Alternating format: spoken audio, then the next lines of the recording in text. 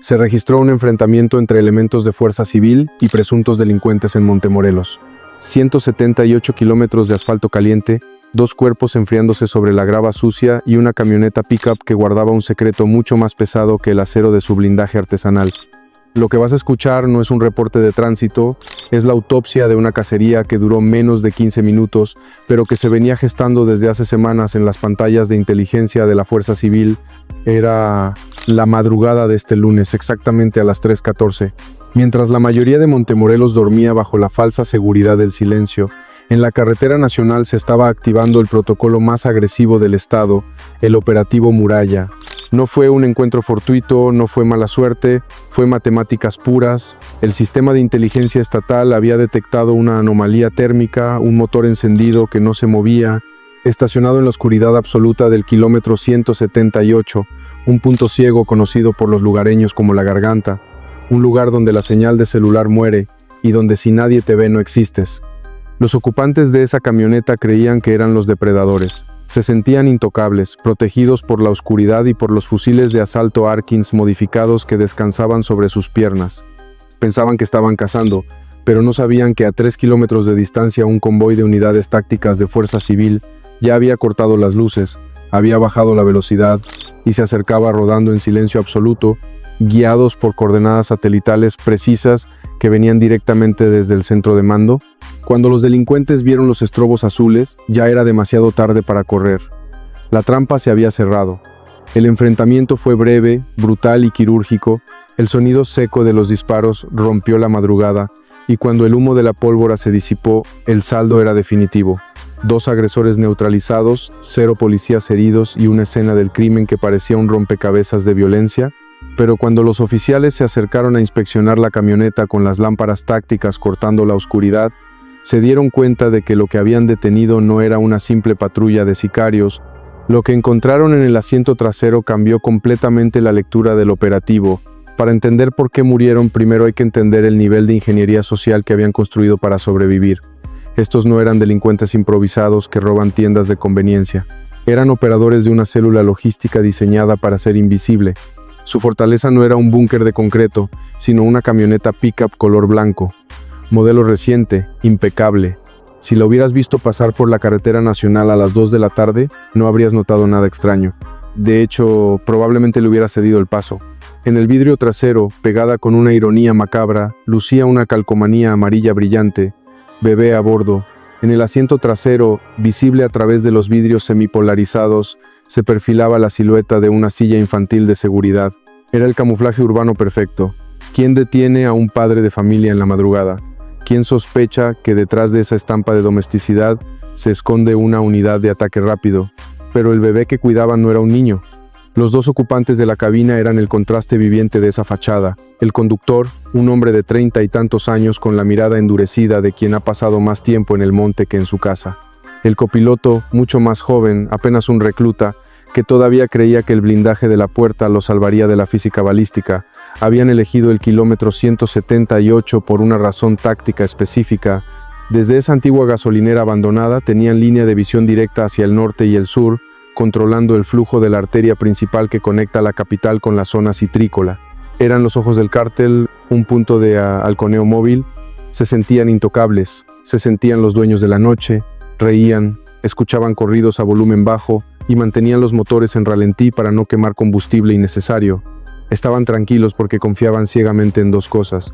Primero, en que su disfraz civil seguía engañando a los patrullajes preventivos y segundo, y más importante, confiaban en la caja negra que zumbaba silenciosamente debajo del asiento del conductor.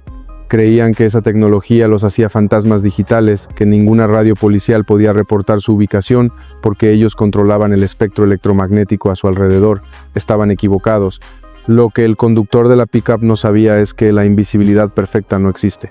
Debajo de su asiento, conectada directamente a la batería del vehículo con cables pelados y cinta de aislar negra, operaba una caja metálica de fabricación casera, un inhibidor de señal, conocido en el bajo mundo como jammer.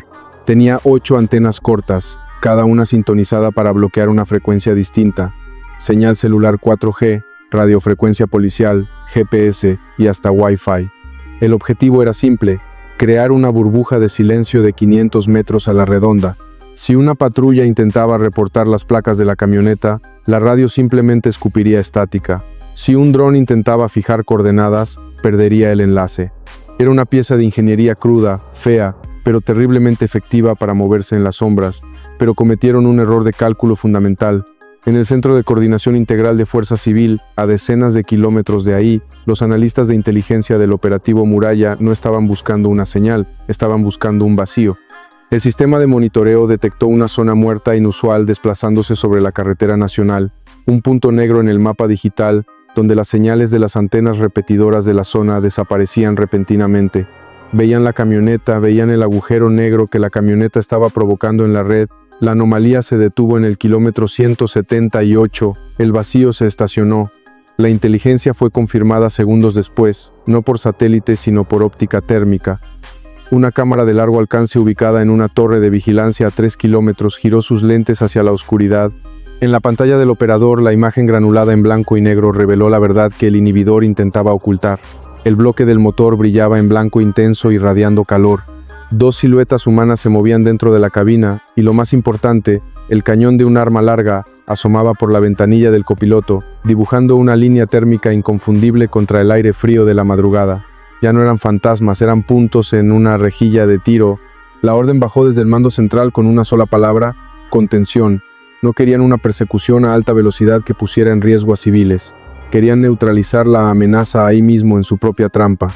Las unidades de fuerza civil cortaron la comunicación por radio para evitar ser detectados por el escáner de los delincuentes y pasaron a señales visuales. El convoy táctico aceleró.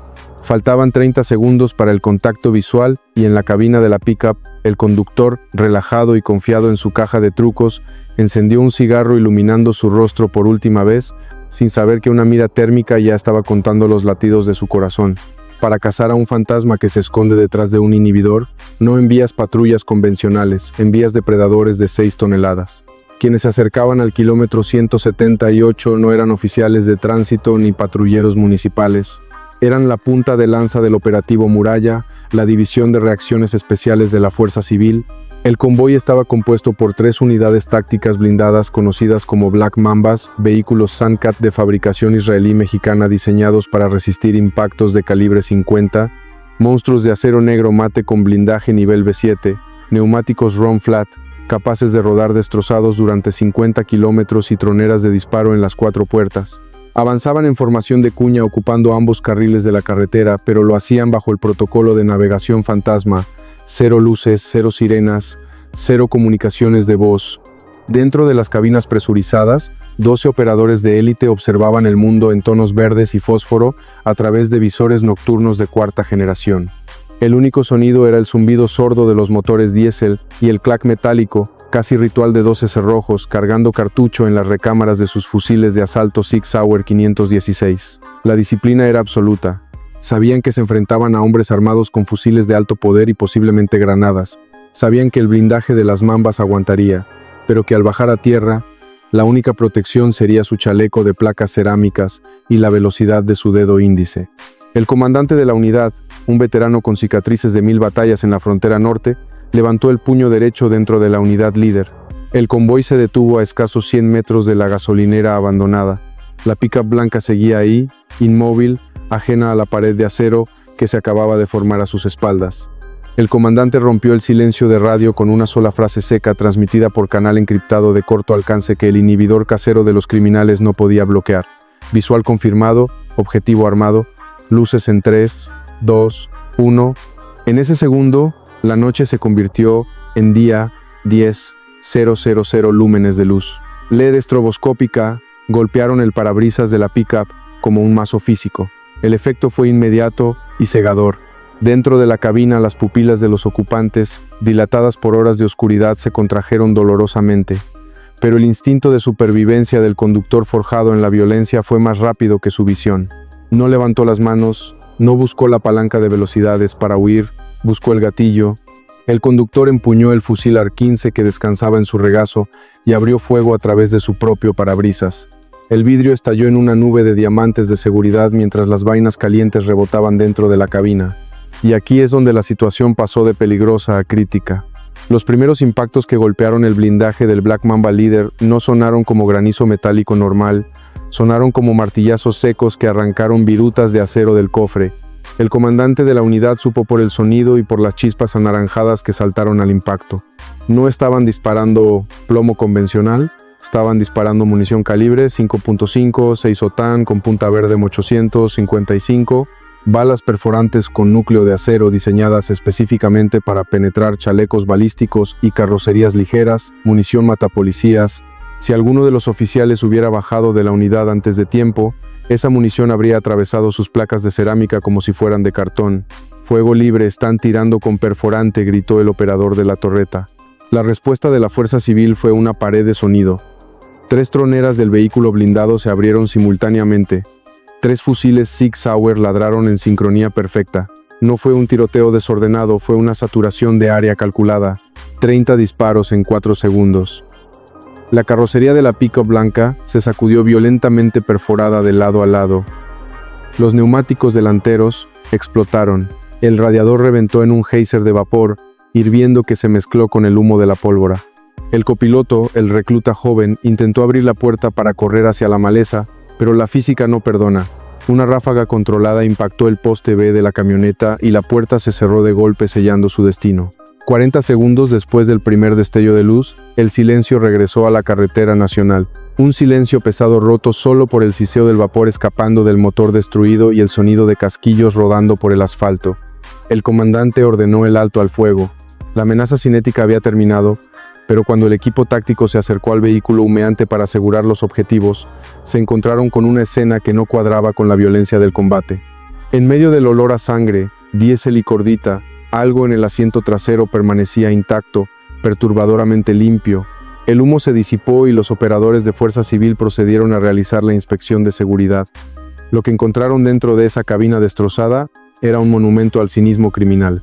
El interior de la pick-up era una cápsula de contradicciones. En el asiento trasero, anclada con sistema ISOFIX y rodeada de cristales rotos, había una silla infantil marca Graco, color rosa pastel. Estaba impecable, ni una mancha ni un rasguño. Pero sobre el cojín acolchado, donde debería haber estado un peluche o una manta, descansaban 3 cargadores de tambor de 100 tiros, pesados, fríos y listos para ser usados. Era el camuflaje perfecto, la imagen de la paternidad utilizada como escudo para munición de guerra. Debajo del asiento del conductor, zumbando como un insecto moribundo, encontraron la causa de la anomalía digital, el inhibidor de señal, una caja de aluminio cepillado caliente al tacto con 8 antenas negras apuntando en todas direcciones. Estaba conectado al encendedor del vehículo con una maraña de cables rojos y cinta de aislar barata. Era tecnología de garaje, sí, pero efectiva. Ese aparato de 3.000 pesos había logrado cegar satélites de millones de dólares durante 40 minutos. El inventario bélico recuperado fue catalogado en sitio por los peritos pieza por pieza. 2 fusiles de asalto plataforma Arquins sin número de serie con el selector de tiro limado para permitir fuego automático ilegal. 14 cargadores abastecidos autopia. Al revisarlos, los oficiales confirmaron el temor del comandante. Cada tercera bala tenía la punta pintada de verde. Munición perforante M855, capaz de atravesar bloques de motor. 2 chalecos tácticos genéricos comprados en línea con parches piratas de fuerzas especiales cosidos a mano. Y en la guantera no había papeles del seguro ni manual del usuario. Solo había 3 teléfonos celulares desechables, cacahuatitos y una libreta de espiral barata con una lista de claves de radiofrecuencia escritas con mala ortografía. La camioneta no era un vehículo familiar, era una estación de combate móvil disfrazada de rutina doméstica. Pero el hallazgo más revelador no estaba en el equipamiento, sino en la piel de uno de los abatidos. Cuando los paramédicos movieron el cuerpo del copiloto, la manga de su sudadera se recorrió revelando el elemento verídico número 5, un tatuaje que explicaba por qué un muchacho tan joven estaba dispuesto a morir en una gasolinera abandonada. La escena del crimen cuenta historias que los reportes oficiales ignoran y los cuerpos tendidos sobre el asfalto del kilómetro 178 contaban la historia más vieja de la guerra contra el narco, la diferencia entre el dueño y el perro. El conductor era un veterano, lo sabías por sus manos, callosidades específicas en el dedo índice y el pulgar, marcas de quien ha disparado miles de rondas en entrenamiento y combate real. Llevaba botas tácticas 5.11 originales, desgastadas por el uso, y su chaleco estaba ajustado con la precisión de quien sabe que un equipo flojo te mata. Él era el instructor, el encargado de operar el inhibidor y mantener la posición. Pero el copiloto era otra historia. Era un muchacho que no pasaba de los 20 años. Llevaba tenis de moda, pantalones de mezclilla ajustados y una sudadera que le quedaba grande. No tenía marcas de combate en las manos. Murió con una expresión de sorpresa absoluta, como si no pudiera creer que la guerra fuera real. Cuando el forense levantó su manga izquierda para buscar identificaciones, encontró algo que explicaba su presencia allí. Un tatuaje en el antebrazo interno, 4 letras góticas y un cráneo estilizado. Pero no era un tatuaje viejo. La piel alrededor de la tinta negra todavía estaba enrojecida, inflamada. Había restos de pomada curativa y costras microscópicas. Tinta fresca. Se lo habían hecho hace menos de 3 días. Ese tatuaje no era arte, era un contrato de propiedad. Era su alta en la organización. Ese muchacho había sido reclutado, marcado como ganado y enviado a su primera misión real en la misma semana. Su trabajo no era pelear, su trabajo era sentarse en esa camioneta, vigilar la carretera y morir si era necesario para proteger la carga del veterano. Era carne de cañón con el código de barras aún húmedo. En el bolsillo del veterano, uno de los celulares desechables comenzó a vibrar. La pantalla estrellada por el impacto de la camioneta al chocar contra la bomba de gasolina se iluminó con un mensaje de texto entrante. No era una pregunta sobre su estado, no era un «¿están bien?». Era una orden fría enviada desde un número desconocido que confirmaba la sospecha más oscura de la inteligencia militar. El silencio que sigue a un tiroteo es pesado, incómodo, huele a frenos quemados y a cobre, y es en ese silencio donde los objetos más pequeños empiezan a gritar. Mientras los peritos marcaban los casquillos con tarjetas amarillas numeradas, un oficial revisó una mochila de tela negra marca Wilson que estaba tirada en el piso de la camioneta, justo debajo de la silla de bebé rosa. No era una bolsa táctica, era una mochila escolar deshilachada en las correas con el cierre de la bolsa principal roto. El oficial la abrió esperando encontrar drogas o más cargadores. Y sí, había una caja de cartuchos calibre 223 suelta, derramando balas doradas entre la pelusa del fondo, pero en el bolsillo delantero, protegido por un plástico transparente, encontró la verdadera tragedia de la noche. No había credenciales del crimen organizado. Había una tarjeta de transporte público feria con saldo de estudiante. Había unos audífonos de cable enredados, de esos que venden en las paradas de camión por 50 pesos, y había una credencial institucional, pertenecía a un CECITE local. La fotografía mostraba al copiloto, al mismo muchacho que yacía muerto a 3 metros de distancia con un fusil en el pecho, pero en la foto no tenía tatuajes, ni ojeras, ni mirada de odio. Llevaba una camisa blanca tipo polo con el logo de la escuela y una sonrisa tímida casi forzada. La fecha de vigencia decía ciclo escolar 2025 a 2026.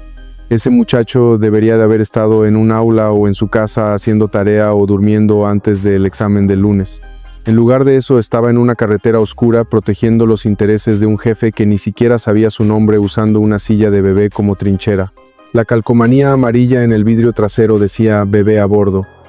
Y en una ironía cruel y devastadora, la calcomanía tenía razón. Había muerto un niño. Un niño con un fusil automático, sí, pero un niño al fin y al cabo reclutado, masticado y escupido por la maquinaria del narco en menos de una semana.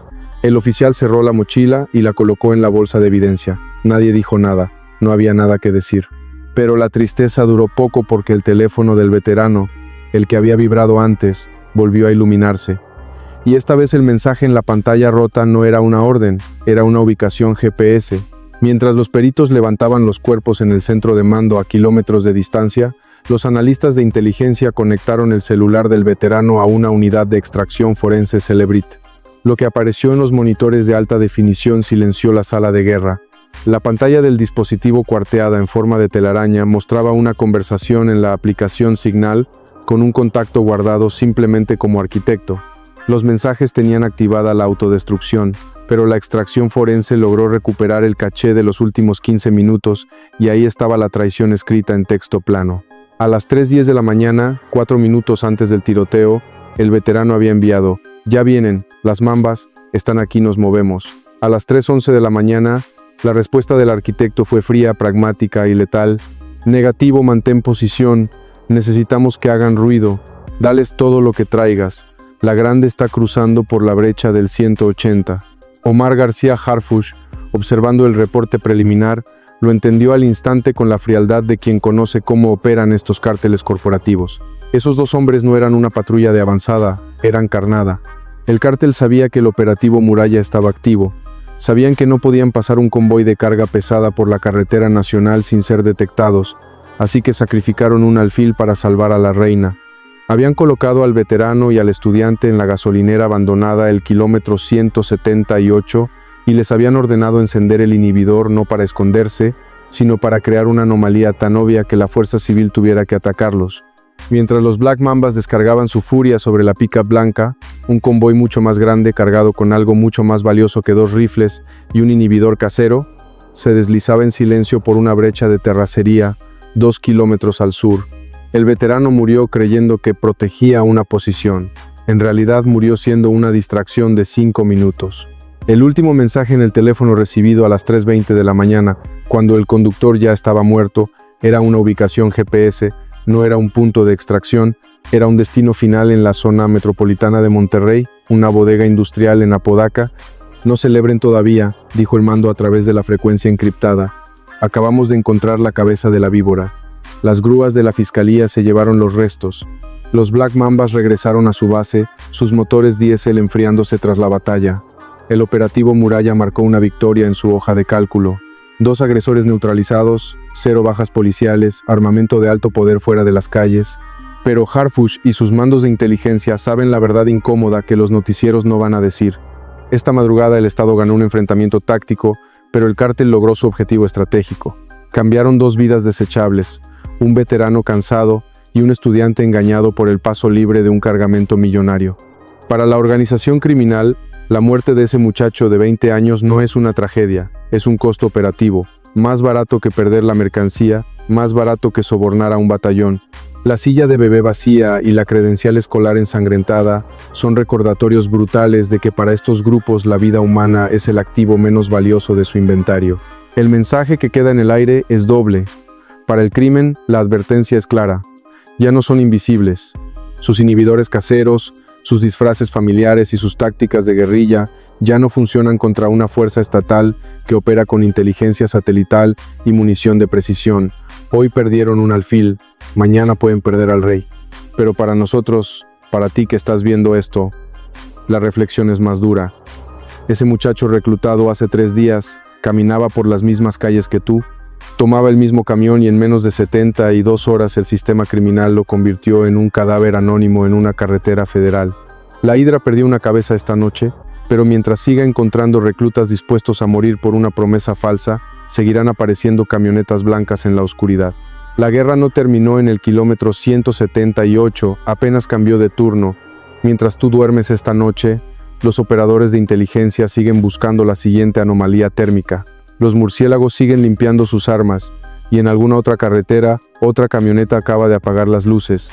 Si quieres saber lo que realmente pasa cuando se apagan las cámaras de los noticieros, si quieres entender la guerra sin filtros, suscríbete a este canal. Aquí no te damos las noticias, te damos la inteligencia. Nos vemos en el próximo archivo. Cambio y fuera.